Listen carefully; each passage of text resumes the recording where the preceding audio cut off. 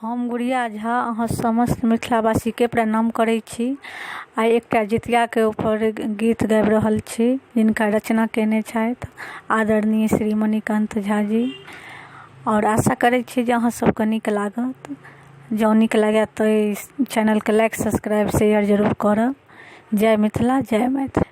चिरंजीवी होबैथ बौआ मोनक सहर माने अछि। जितिया पाबनि हमहूँ करबै, जितवावन पर ध्यान अछि। चिरंजीवी होबैथ बौआ मोनक सहर माने अछि। जितिया पाबनि हमहूँ करबै, जितवावन पर ध्यान अछि। केहनो संकट सोझावत सबटा के ओ देथिन टारि। काल कष्ट सबटा हरि लेथिन, दानव दल के सेहो खिहार। केहनो कष्ट सोझावत सबटा के ओ देथिन टारि।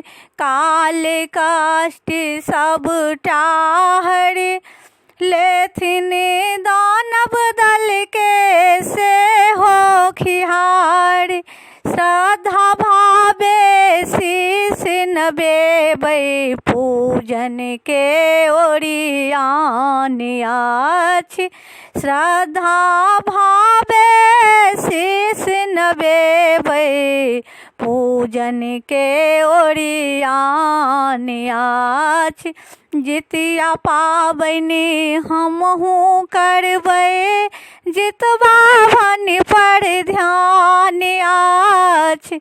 जितिया पाबनि हमहूँ करबै, जितवावन पर ध्यान अछि।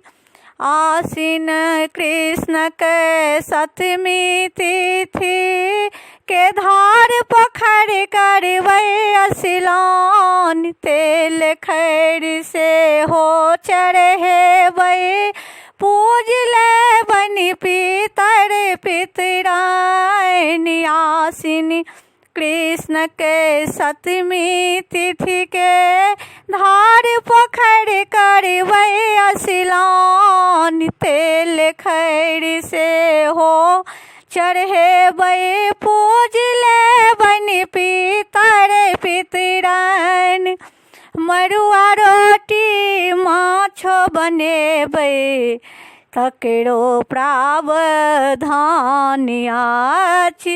मड़ुआ रोटी माछो बनेबै, तकरो प्रावधान अछि। जितिया पाबनि हमहूँ करबै, जितवावन पर ध्यान अछि।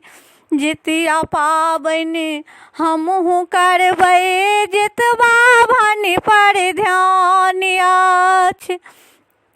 कतबो खेने किया ने रही, भोर की रात ओठगन हेतै।